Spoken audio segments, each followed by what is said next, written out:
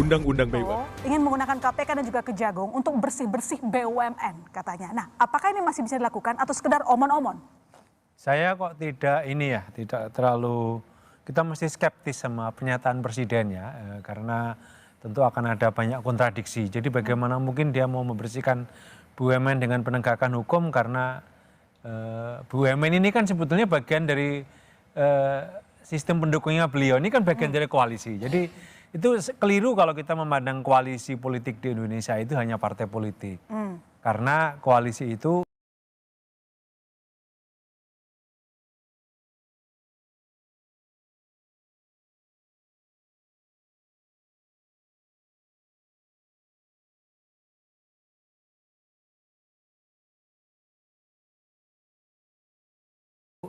karena ormas itu juga komponen penting dan sebagai pendukung Jadi relawan kekuasaan. nggak profesional, profesional menurut Anda? Nah, problemnya di situ. Jadi tidak ada seleksi yang memastikan siapapun yang duduk seperti di kursi BUMN itu cukup kredibel dan memiliki latar belakang profesional yang sesuai. Oke. Nah, kasus Mas Derajat itu di sektor keuangan itu beda, karena sektor keuangan itu diatur dengan ketat. Ya. Ini karena krisis 98 ya, perbankan, sektor keuangan diatur dengan ketat. Sementara yang lainnya itu antah berantah gitu. Jadi suka-suka Kementerian BUMN ditunjuk siapa. Jadi relawan yang sekarang ada di bangku komisaris itu tidak kompeten menurut Anda?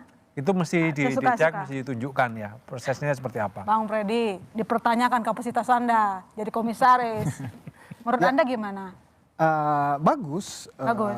Kritik masukan ini justru sangat bagus karena kami juga di relawan itu tadi Bang Fadil pengurus-pengurus itu juga banyak orang yang bagus, banyak profesional, banyak juga yang berpendidikan, hanya saja dia tidak di politik formal, di parpol kan begitu. Jadi kembali saja tadi kita sebetulnya udah sepakat bahwa harus profesional ya, kita kan juga di komisaris itu ada KPI.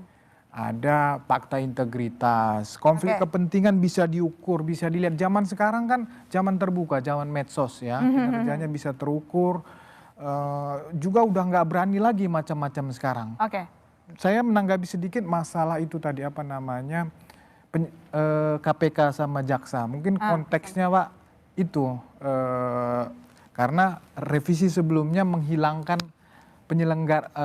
pejabat BUMN itu penyelenggara negara, konteksnya itu.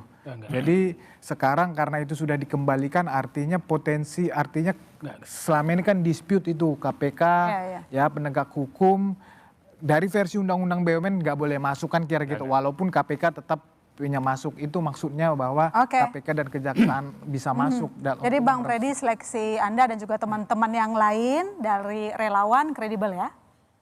Kami yakin sangat kredibel. Dan saya pikir dulu tunggu soal penegakan hukum ya. Kalau diperhatikan undang BUMN terutama Danantara dan siapa di dalam isi paket Danantara itu ada aparat penegak hukum ya. Saya pikir omong kosong proses penegakan hukum soal konflik kepentingan di BUMN akan betul-betul ditegakkan. Kita melihat aparat penegak hukum itu misalnya diantaranya ada Kapolri, Jaksa Agung dan segala macam. Pertanyaan besarnya siapa yang akan mempermasalahkan BUMN, jaksa mana, polisi mana yang akan mempermasalahkan BUMN kalau pimpinan tertingginya ada di Danantara dan mengatakan jangan Anda coba sentuh BUMN ini. Nggak akan mungkin. Jadi ini satu paket omon-omon presiden untuk bicara bersih-bersih, tetapi teman-teman yang ada di sekeliling presiden, orang-orang penting presiden ada di dalam itu. Jadi mustahil bagi saya. Jadi ini semacam bola liar baru ya dalam mempermainkan politik untuk bancakan. Ini bahaya juga teman-teman relawan, ini peringatan untuk Bang Freddy. Ada sistem politik kita yang sedang dirusak. Kalau teman-teman partai politik pengurusnya terlarang jadi mendapatkan rezeki-rezeki politik ini, sementara relawan boleh, besok-besok orang tidak mau jadi pengurus partai politik lagi, pindah aja relawan. Kita bisa pasang 2 kaki, 11 kaki, 13 kaki untuk memainkan bola liar ini. Nah, bagi saya ada paket yang perlu diperhatikan untuk kebaikan umum, termasuk bagaimana partai politik juga tetap baik gitu ya. Jadi saya dan teman-teman tidak melarang kok teman-teman partai punya kepentingan tertentu sepanjang mereka memang orang yang kompeten. Jadi partai bangga loh. Derajat itu orang partai kami, Anda lihat kualitasnya. Oke. Tapi ada, ini malah dia entah siapa dari langit ketujuh tiba-tiba datang bicara bla bla bla soal BUMN dan kita tidak punya kapasitasnya. BUMN-nya tidak juga untung-untung. Ini Ya. seperti apa? Harusnya dikoreksi, begitu maksud Betul. Abang ya. Pak Herman, upaya bersih-bersih BUMN, penegakan hukum di BUMN oleh Presiden Prabowo Subianto dianggap hanya omon-omon, kata Mas Ferry. Jawaban Anda?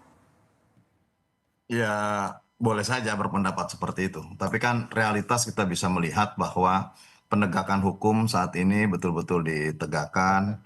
Dan Pak Prabowo sebetulnya memang sedang bersih-bersih di BUMN. Karena ada hitung-hitungannya. Ya. Bahkan secara sederhana jika aset BUMN itu 16.500 triliun, hitungan ROA-nya itu, return on assetnya sepertinya ya 10% semestinya ini bisa kita dapat gitu. Nah, kenapa sekarang di antara 90 sampai 100 triliun saja dividen yang disetor kepada negara? Ini yang sesungguhnya menjadi sangat esensi gitu ya. Nah, sehingga perombakan-perombakan di dalam tata kelola BUMN ini dilakukan baik di ranah eksekutor atau di ranah operator maupun di ranahnya regulator. Nah, kalau kembali kepada profesionalitas sebetulnya, apa sih arti profesional itu? Profesional itu adalah ahli di bidangnya. Nah, kalau ahli apa ukurannya? Knowledge, skill, dan attitude. Kan begitu. Nah, tidak ada kaitannya antara profesionalitas dengan politisi gitu.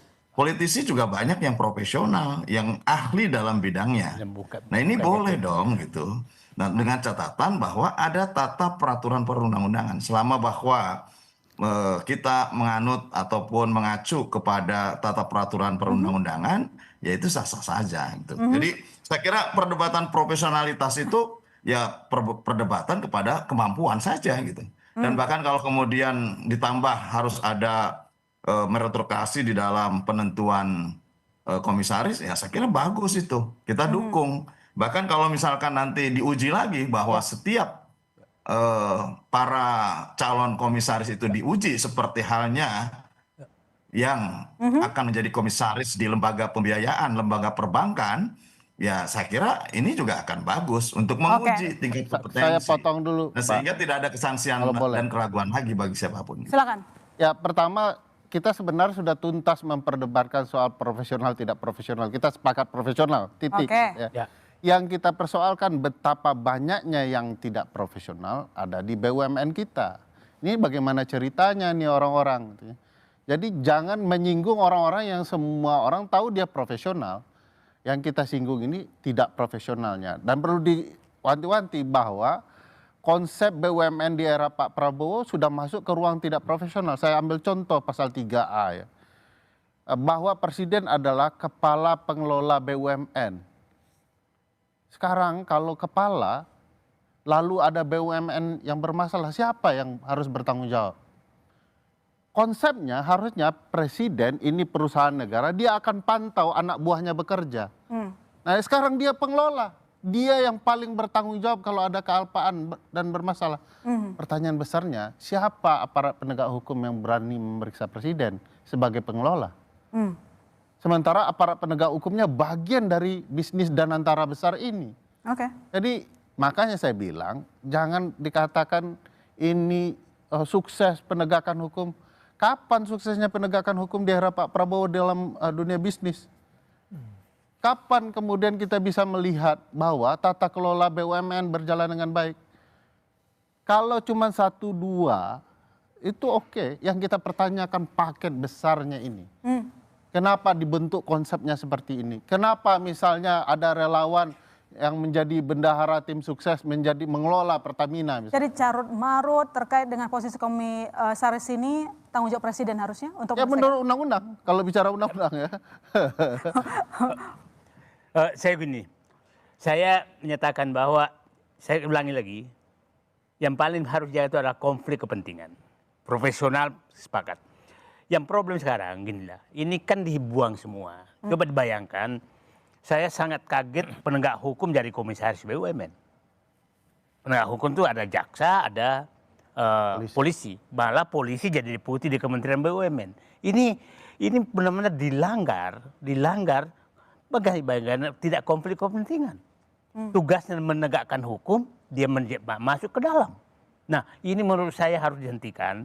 Ini tidak boleh lagi ada penegak hukum ada di BUMN. Karena begini, pengalaman saya, lebih dari 90% BUMN rusak itu karena intervensi. Dan penyebabnya juga adalah karena penegak hukum ada di dalam. Jadi saya tidak pernah setuju namanya kerjasama antara kejaksaan atau kepolisian dengan BUMN.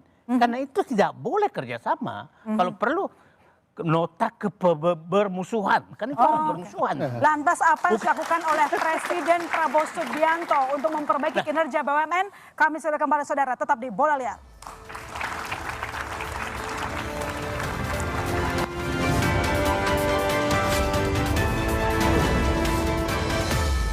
Undang-Undang